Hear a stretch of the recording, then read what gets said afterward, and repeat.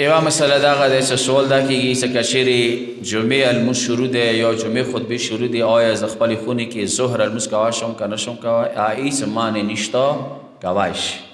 که څنګه دی ته خونه دی ته جومات ته درسې ته خپل ظهر لمونځ عصر لمونځ کولی شي معنی یې نشته داسې مثلا زه خطبو ته صبر وکوم لمونځونه ختم شي هغه نه ورسره زه خپل ظهر لمونځ کوم بیا عصر نه څه معنی نشته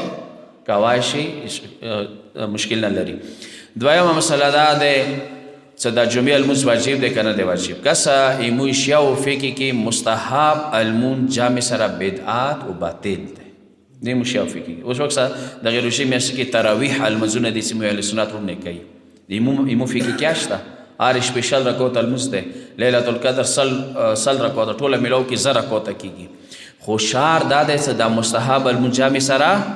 نه کېږي جایز نه دی بدعت دی سوا د دوو لمونځونه چې عید الفطر لمونځ دی عید الاضحی والا دی هغه یا روایاتو حساب سره فقه حساب سره هغه مخکې واجب و خو د مولا غیبات پردې ته تاک باجي نه مستحب شوي دي کله مولا راشي هغه لمونځونه واجب دي هغه باجي نه مونځ جامع سره کوو نوره مستحب لمونځ جامع سره شه دی جایز نه دی لذا چې دا څه جمعې لمونځ کوي دا واجب دی نه څه مستحب خو صرف فرق یې دا دی چې د کوم واجب دی واجب سره قسمونه دي دغته واجب تخیري نه ویلی شي تخیري ده چې ته مرضي دی جمعې لمونځ کوي که جمعې لمونځ وکړلو ورځې لمانځه ځای ونیوللو که عیدي په ځای ورځې لمونځ وکړلو بیا جمعې لمونځ ځای ونیوللو یعنې بیا جمعې لمونځ رات نشو پاتې دی وجې نه به ته واجب کوي البته دا بېله خبره چې زونه چې ته وایي چې لمونځ کوم جمعې دوه رکعته حاضرې پیش نماز کور به ته نیولو دا واجب ټکي ویللو کې زونه خو نیت د دا وي چې دا لمونځ دی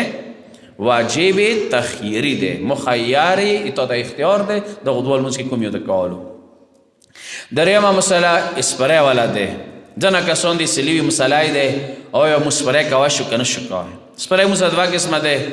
یا هغه صرف گیس غونته دی اوبه وغیره شی کې نشته دی پیپړو ته هوا غونته ورکوي هغه روژه ورسره نه بدلېږي ځنه داسې دی چې اوبه شکل کې دی چې هغه د خوراک والا کومه راګې ښیي مغه باندې سي که هغه والا وي هغه سره بیا روژه شه کېږي بدلېږي درېیمه مسله آیا سترګو کې زه دوی شوی شم نشم شوی غوږو کې شوی شم نشم شوی توري لګوی شم بلکل توري یا لګوی شي سترګو کې یا دوی شوی شي غوږو کې یا شوی شي خو بیزې والا شعر دغه دی چې تو ته دا یقین وي اعتماد وي یعنی یقین وي درته اطمینان وي چې دغه که بیزې کې دوی شم د حال ته نه رسېږي اما که ورسېدله بیا ورسره روژه شه کېږي بدلېږي لحاظ یې بیزې والا کې احتیاط وکوئ چې تو ته یقین وي اطمینان وي چې نه رسېږي که رسېدله څه پوهېږي چې بیزې ته شم د حال ته رسېږي بیا سره روژه شه کېږي بدلېږي خو که یې سترګو والا حتی یا هغه لذات محسوس کو هم روژه نه بدلېږي صلی الله علیه محمد و آل محمد